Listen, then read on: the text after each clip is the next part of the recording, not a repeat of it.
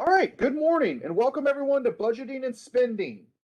This is a level 2 certification class through the Community Financial Empowerment Certification Program. So, just some quick things before we get started. Who am I? I am Joey Cecil with the Louisville Metro Government's Office of Resilience and Community Services. I'm the Financial Empowerment Coordinator. If you have not already, please mute yourself. You are welcome to unmute when you have a question, a comment, or a concern. And if you have not done so, please drop your name in the chat as a form of a sign-in. That's how we'll know you attended today, and you'll get credit for attending. And we are scheduled to have this class from 10 a.m. to noon.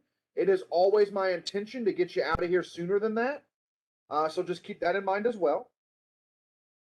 So, let's begin. I always love to begin with a little bit of comedy. You know, adults really drilled stop, drop, and roll into our heads, but didn't teach us how to balance a checkbook.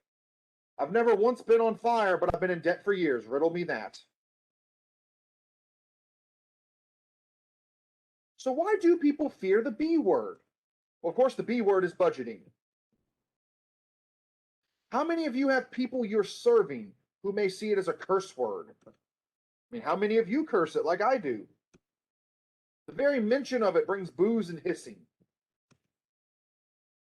So why do people fear it? Well, they may be afraid of what they'll find, what we actually spend our money on. Maybe they don't want to feel restricted. It takes some time and effort. It can be intimidating. And, you know, a big reason is maybe we just don't know how. It seems like something that's so simple, but it can easily be very tough to master. And then finally, maybe we've had past failures in budgeting, and that can be really tough to get over. So a main reason may be people don't want to feel restricted. They see it as like a straitjacket on their spending. Budgets are where happiness goes to die, right? People believe they tend to remove choices and freedom. And we'll have to wear the cheapest of everything and never spend $1 on what we really want. The truth is that a budget brings you freedom. You can now spend with confidence knowing you can afford that new pair of shoes or that night out at the movies. You don't have to wonder whether I'm going to have enough to pay this bill. Some people just don't want to put in the time and effort. With everything else we have to deal with, who has the time to sit down and go over spreadsheets and doing calculations? But in reality, a budget, well, it's a skill. Your first effort might take some time, but the more you work and practice at it, the easier it becomes, like any skill or habit. Some people may be afraid of what they're going to find. Fear is a big part of hesitancy concerning budgeting. Fear of failure, both in how we have previously spent our money and in our attempts at budgeting not working. But not only is a budget a skill, it's also a habit. It creates control and can help you correct previous poor habits. Like other habits, it takes time to perfect. Other reasons people may fear budgeting: monthly income is volatile, but bill due dates, well, those don't fluctuate accordingly. And to make things even more complicated, our expenses can fluctuate month to month significantly. Due to this financial uncertainty, financial planning of any kind at times can be next to impossible. The 2015 Consumer Financial Health Survey conducted by the Center for Financial Services Innovation provides a snapshot of this struggle that American households face. 26% said their finances caused them significant stress. 43% struggle to keep up with bill payments. 36% are not confident they could come up with $2,000 in the next month for an emergency. 30% are carrying what they consider an unhealthy amount of debt. According to Pew, American households are, quote, savings limited, income constrained, and debt challenged. Pew's 2015 study, The Precarious State of Family Balance Sheets, showed that 70% of U.S. households face at least one of those three challenges, and more than a third face two or even all three at the same time. So let's be honest, most people take a ready, fire, aim approach to budgeting. They get the money, we spend it, and then we wonder why we don't have any money. A budget in reality is just telling your money where to go instead of wondering where it went. Most people just fly and spend by the seat of their pants week after week, then look up at tax time and say, what? I made how much this year? Where did that go? You cannot win with money by being passive. Money is active. It's going places and doing things all the time. It flows and has a current to it. I mean, that's why it's called currency. Making a budget is easy. Sticking to it is the hard part. I'm going to bet you all didn't know that the average family allows around $400,000 to slip through their fingers every 5 to 10 years. And this is primarily through spending habits. So managed money goes further. Once you cut out all the spending by accident stuff that most of us never think about, you'll find money you never knew was there.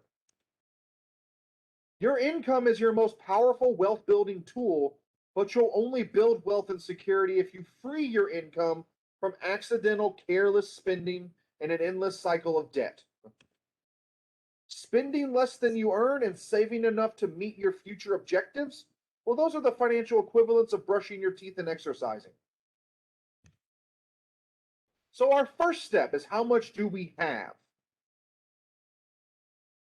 There are many different types of what we consider income. There's earned income from employment. We have income possibly from assets or investments. Maybe we're working with someone who does receive public benefits or entitlements. Gifts, child support, alimony, and my favorite, untaxable income from your skills and hobbies. And remember, we have to differentiate between gross and net. Gross is our total income without any taxes or deductions, and net, well, that's our take home after those deductions have happened. So just know in terms of those deductions, if you have fewer allowances, as in an allowance being, a reason for you to keep more money, then more is going to be withheld from your check. More is going to be taken out. But if you have more allowances, less is going to be taken out. So who all can name for you, what are the 5 big automatic taxes that come out of your paycheck and you don't have a say in it? You can type them in the chat if you want to, or unmute. Your call. Okay, we got federal, we got state, yep. What else? Medicare, we got 3 out of the 5. Not so much SSI, Arlene. Benefits are not mandatory. We got federal, state, and Medicare. You got local, federal, state, local, and Medicare. We got those 4. Missing one more. Arlene, did you mean Social Security instead of SSI? Because that's the 5th. Yes. Those are your big 5. Federal, state, city or local, Medicare, and Social Security. Good job. So then, the eternal question. How can we increase and how much comes in? Well, I hate this. I hate this suggestion, but it's the most popular one. Get another job, part-time, second job. But I like to twist it, especially around skills and hobbies that are untaxed. You're working with someone who's really good at baking, have them try to sell some of that. You can try to open up your own small business. Make money off your hobbies and skills. Go back to school, reinvest in yourself. I bet you we can all agree we got too much stuff laying around the house. We can sell some of that. And you can always try to invest. So our next step is, where is our money going? One thing I always love to do is, when I sit down with someone, is talk about a spending diary or a spending tracker. And it's great to do one of these for a pay period. And look for certain things. The big thing I want to look for is habitual spending. This is spending that's part of our daily habits that most of the time we do not even think about how much we are spending. It's just part of our routines. We're all guilty of some form of it. Gosh, so super boring. Is it live? Yeah. Please be sure to mute yourselves. In terms of habit spending, when I first started volunteering with my current work team, I was in a master's night program. I just graduated from a 4-year university, and I was told we report every morning at 8 a.m. And I'll tell you what, I had not seen 8 a.m. in 5 years. I had no clue what 8 a.m. looked like. So what did I need to go get to help wake up in the morning in order to get there at 8 a.m.? What do y'all think? Give me some suggestions. What did I have to go get? No, I had an alarm clock, Patrice. That's a great guess, though. First time I've actually heard that. It's a fantastic guess. Not an alarm clock. I'm not a coffee drinker, so I can't do the $12 Starbucks. What else is there? There's another option besides coffee. Energy drink. Yes, Arlene, an energy drink. And there was a Thornton's conveniently on the way to my on-ramp every morning. Stop there, get an energy drink and a snack, and go volunteer. But then about 3 months into volunteering, I got used to that sleep schedule. And there I am pulling into that parking spot one morning at that Thornton's going, why am I even here? I'm not tired. Well, that was my habit spending. And habit spending is not a problem as long as you account for it. We also want to make sure we don't overspend on needs to make them wants. So we don't need to sit here and define everything that's a need or a want. But if you overspend on a need, you can make it a want. You don't have time. The most popular categories we tend to do this with are clothing and food. I've got the phrase I use, I call it the double down. The double down is where we've got food at home, and we should eat at home, but what do we go and do? What do y'all think we always go and do pretty much? Don't we order out, we pick up some takeout, grab some food on the way home, and all we've just done is double down on our food bill. That's what we do. I'm guilty of it all the time. You know, a big question these days is a cell phone a want or a need? And in today's world, it's a conversation to have. But do we need, you know, I'm inclined to say a cell phone is a need in today's world. Landlines are kind of disappearing. But do we need that brand new cell phone that can cost close to $1,000? That's a conversation to have. And then just think about, when you look down this list, how many planned purchases are there actually in your daily life? You know, I bet I'd value to say there's not that many. We just tend to have the ability and a safety net to make unplanned purchases. Also beware of what I call the painless swipe. Method of payment is listed on the far right. So they've done studies. They attach sensors to people's heads. And when those people went to pay for something with cash, the same areas of the brain lit up that are associated with physical pain. So there is a pain to spending when it's cash. But those same people, when they went to pay with a debit or credit card, well, the darkness, nothing lit up. It did not register the same as paying with cash. And that's where I used to say, you know, the financial world took my phrase from me with the whole chip cards now. I used to say, beware the painless swipe.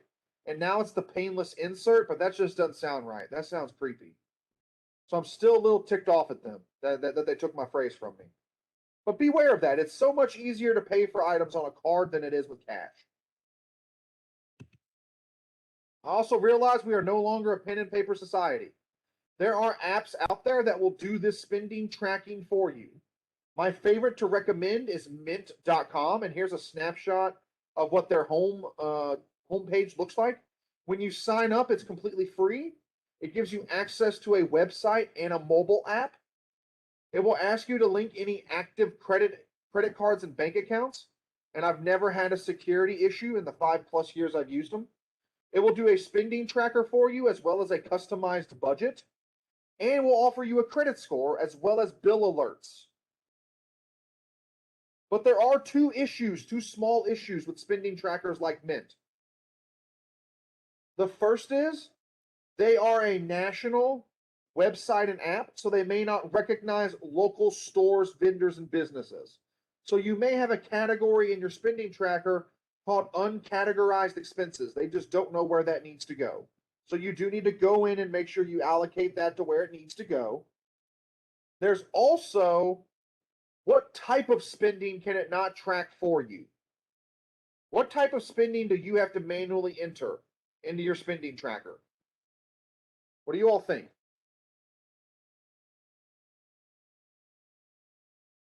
If we're linking cards and bank accounts, it's cash. Correct. You have to manually enter your cash purchases, otherwise your spending tracker is not complete.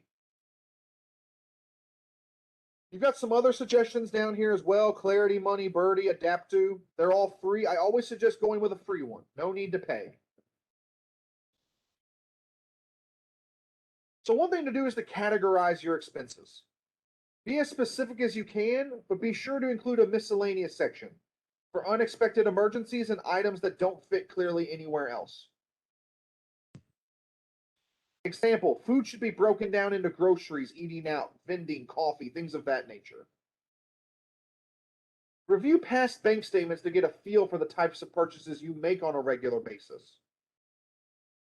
Try to project your cost. Estimate the amount of money you expect to spend in each category throughout the month. They should not exceed your total income.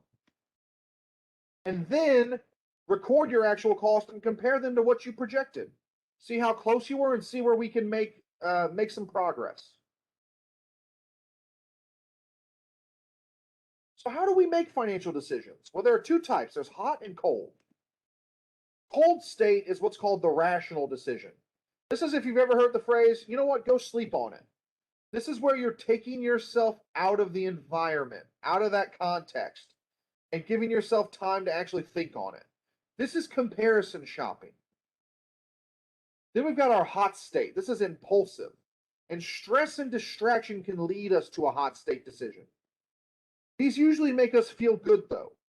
And budgeting can help you reduce the consequences of those hot decisions. So everyone, take a second and pick which shape on this screen you most identify with. Which one jumped out to you? Which one did you immediately identify with? Take a second.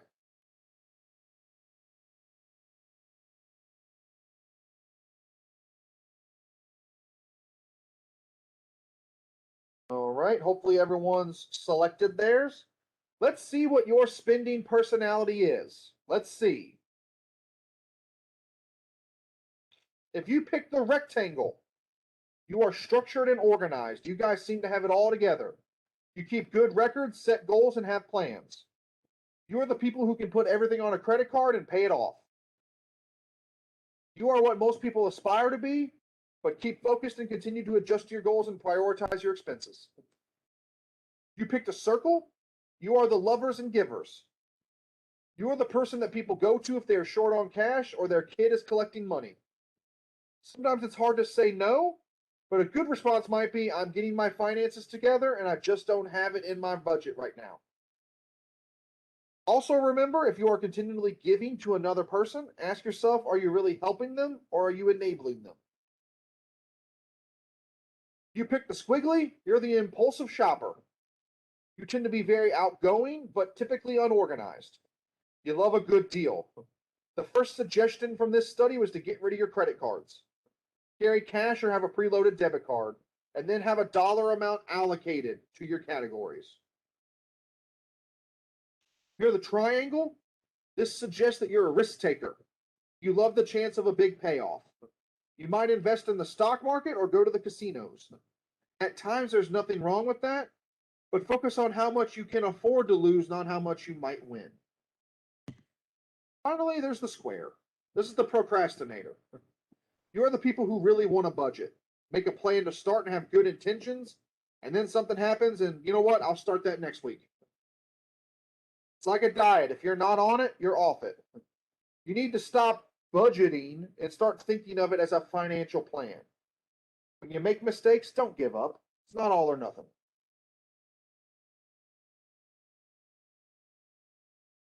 What are some spending principles we can implement? Very simple. Live within your means. Try not to keep up with the Joneses and let the spending habits of others dictate yours. Find the best values. Is there really a relationship between quality and cost? Try to avoid those brand names. Cut excess spending.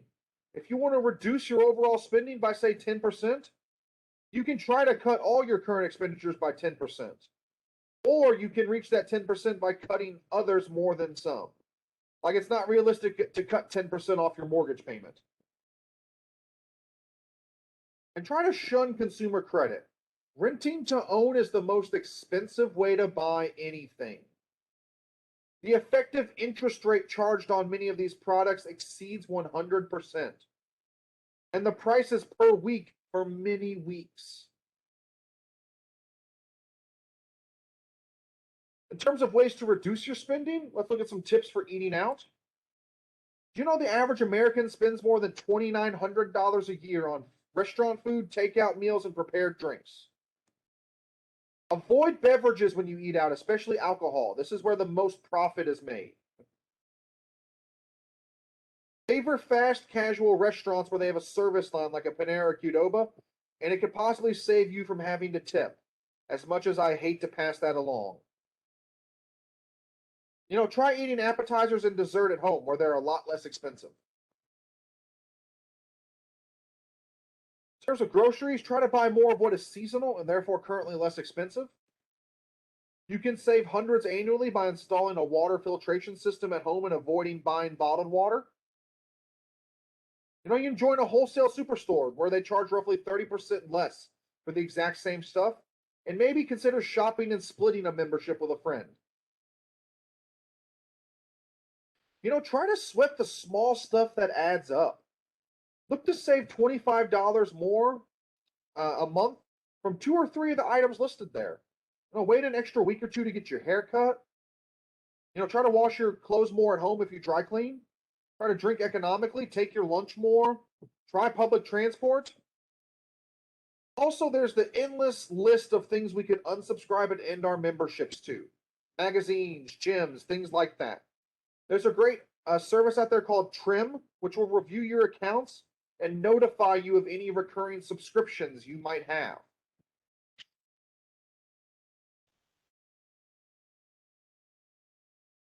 A great tactic I came across was to calculate your purchases by hours worked instead of the cost. Take the amount of the item you want to purchase and divide it by your hourly wage. For example, if you're considering a $50 pair of shoes and you make $10 an hour, ask yourself if those shoes are worth working 5 hours. Sometimes they are, and sometimes they won't be.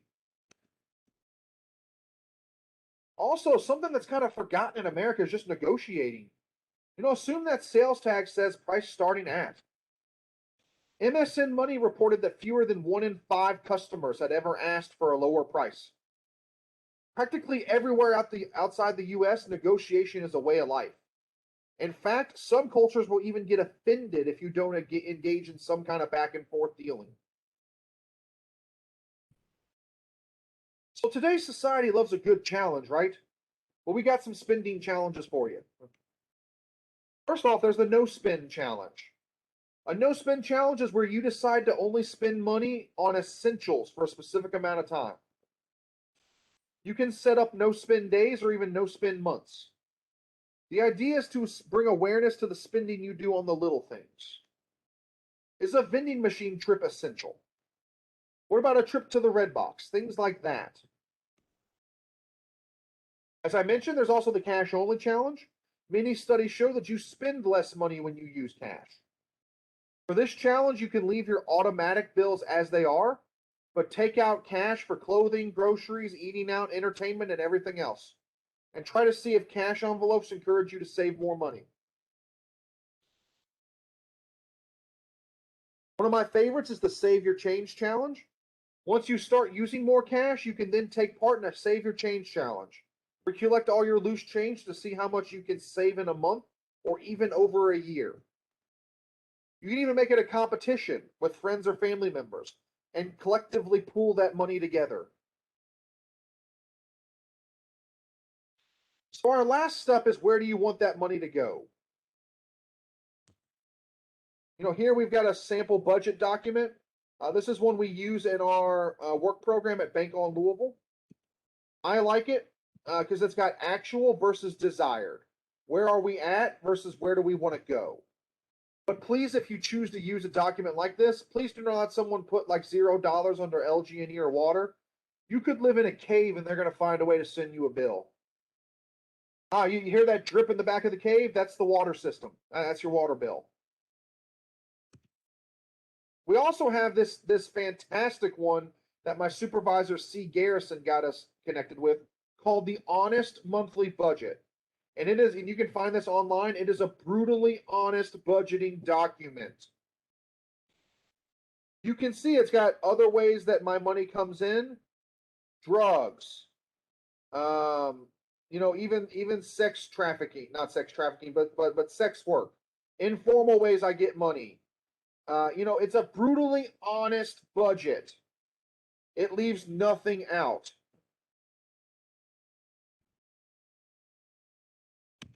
So when we talk about expenses, there are two types. The first is fixed. These usually cost the same amount every month. Think of your mortgage or rent payments, car payments, insurance. Then you've got variable, and these tend to be daily spending decisions or items whose price is not constant. Groceries, gas, going out for entertainment. These can be hard to budget due to their inconsistent nature. At best, you're always going to be estimating their impact. And finally, we've got periodic. Always ensure that you include a certain amount for occasional expenses throughout the year, like doctor's visits and gifts.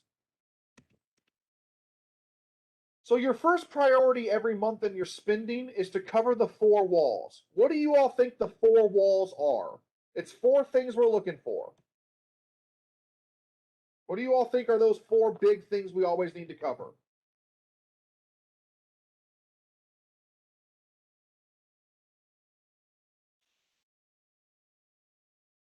Come on, what do y'all think the 4? Food, that's one. What else?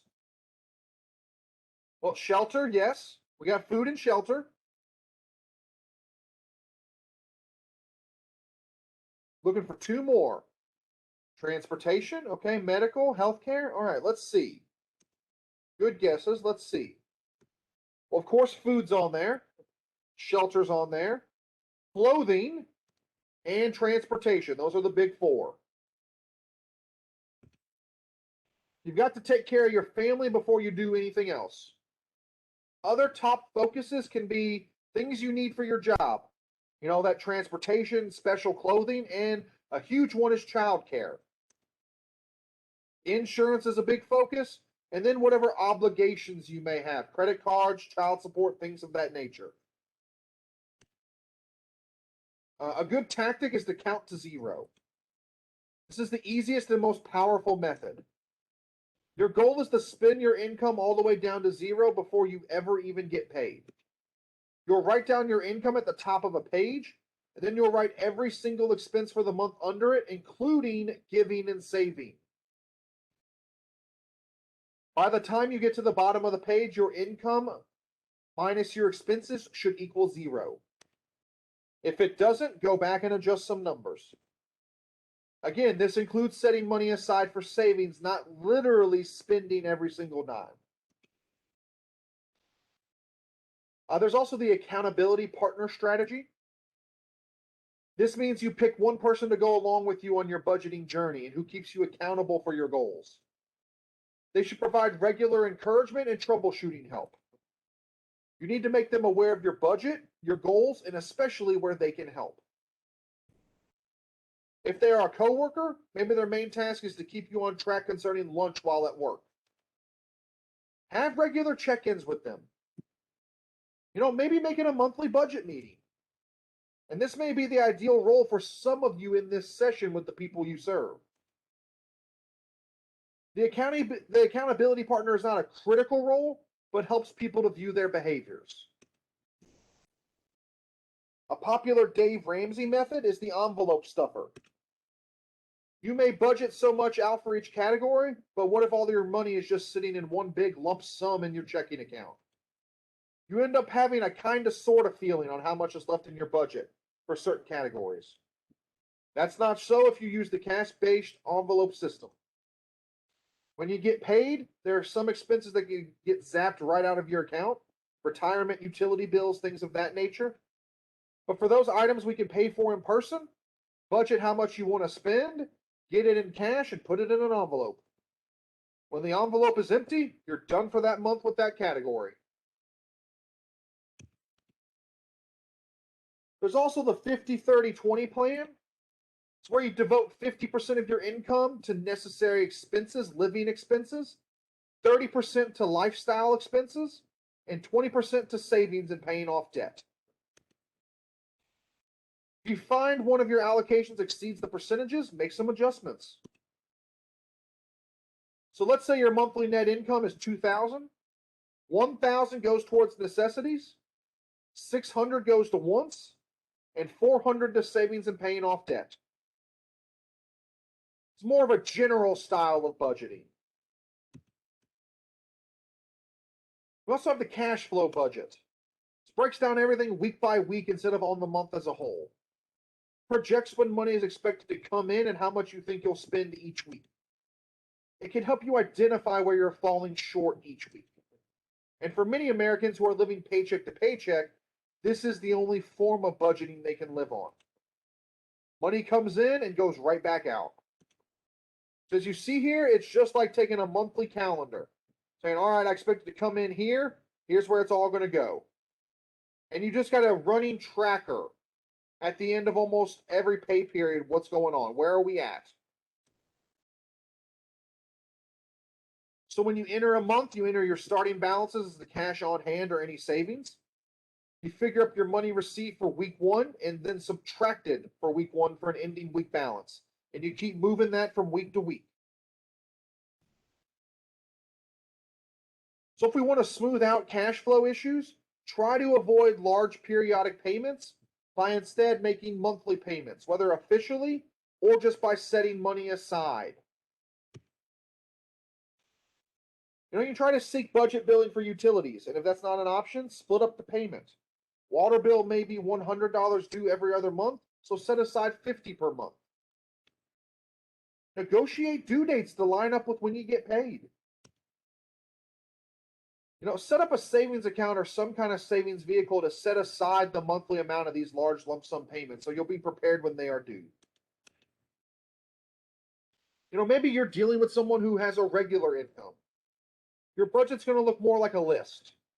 At the top of the page, write down your first spending priority, and then you can continue to list them based on priority. When you get some money, just work your way down the list. When the money's gone, you stop and draw a line where the money ran out. Carry those things into the next income addition. But at the end of the day, a basic budget is nothing more than your income minus your expenses. It doesn't have to be a fancy worksheet or a spreadsheet. If you're in the black, meaning you make more than you spend, it's ideal. Let's work on finding a good use for that extra income. The favorite suggestion is savings, especially emergency savings. Set aside and set up an emergency savings account. Also start setting aside some money for large purchases and anything we can do to pay off debt anytime sooner. Only after those two are taken care of, maybe we look at buying ourselves something nice. Well, let's say we're in the red. We spend more than we make. Let's go through that spending tracker and budget for items we can cut back on or otherwise remove. Do you know that a recent report found that on average, people eat 83 meals out a year? And that figure climbs to about 220 when you add in takeout. Comes to about 4,400 a year. What is the number one bill in the last few years people have been completely cutting out of their budget? What do you all think? Cable. Patrice nailed it. Cable. People have been cutting the cord and getting rid of it. Also look for ways to make your bills work for you. Rescheduling payment dates, having staff come out to make sure your housing and your appliances and utilities are working properly. Just call and ask for assistance and help. If you don't ask for help, they're never going to know you have a struggle. So look at your budget as more than just a tool in your toolkit. Give it meaning with a goal. Think about where you or your client want to be in 6 months, then a year, then 5 years down the road. Use your budget as a tool and roadmap to get there. Knowing where you want to go in the short and long term helps decide where your money should be specifically going. Now that we have a budget, know that budget will not work the first month. You'll forget some things and have totally wrong numbers for others. Plan on having one big budget committee meeting at the start of the month, and then a few emergency meetings throughout the month as you make course corrections. It usually takes about 3 solid months of budgeting to get it right and get used to it. Remember, budgeting is all about changing your behaviors with money, and behavior change takes time. So why do some budgets not work? If you have a budget that's not working, well, it's not the budget's fault. It just means you need to tweak your setup. You may leave things out. You may overcomplicate it. Or you may just not actually do it. You gotta remember, a budget is not a static object. It's a living thing subject to change. Budgets also aren't one size fits all across all households, but can especially change month to month within a household. That means you've got to do a fresh budget every single month. You can't just take a template and slap it onto the next month. Times of the year are going to require your budget to change and edit. For instance, holidays, back to school, summer vacation, things like that. So there's also something called balance sheets. These are much larger and more complex than your average budget. Budgets, again, are temporary and subject to change. Balance sheets focus on your overall financial health. They take into account your net worth, your savings, your assets, and your debt or liabilities. Net worth is like a barometer of one's overall financial health, a summary measure of your outcomes, as well as an embodiment of future opportunities. Your net worth is taking your assets minus your liabilities. So when we talk about assets, there are liquid assets. That's an asset that can be easily and readily converted to cash. Things like cash or stocks, mutual funds, savings accounts. Non-liquid are difficult to convert to cash quickly. Other assets like land and real estate, vehicles. There are also tangible and intangible assets. A tangible asset is physical in nature. It has an easily determined value on the public market. We associate the word asset with most of these, cars, homes, things like that. But an intangible asset is not physical in nature and not very easily priced. These are things like brand recognition, intellectual property, skills, hobbies. So, some ideas of assets are cash, savings accounts, any investments we have, the value of our home, the resale value of our automobile, and personal property value, jewelry, collectibles, things like that. Liabilities is any debt you owe, mortgage, loans, credit cards, things like that. So wrapping up, we know budgeting is a good ability to have, but like flossing, most of us struggle to actually commit to doing it. There's a lot of fear concerning budgeting.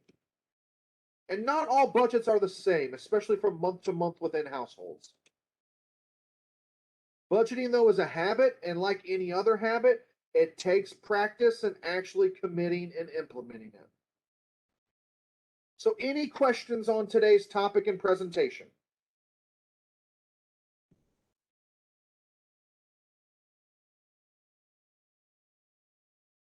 While we wait on any questions, I will go to the wrap-up slide. Thank you all for attending today. We will have a post survey and an email coming later today, along with the PowerPoint. Let me see. I did have a question from Kimberly. Is there a way you can send that diary that you shared? Kimberly, if you just set up, like if you just type in a spending tracker or a spending diary, you should be able to find something very similar, if not that exact template. So a PowerPoint and post survey will be emailed out later today. Our next certification offering is on banking, October 13th, from 10 a.m. to noon. You can register at cnpe.org, and you can reach out to me with any questions or concerns about the certification program. That is my email and phone number. If you all don't have any other questions, I'll hang around for the next 5 or 10 minutes. But thank you all for attending today. You are free to leave.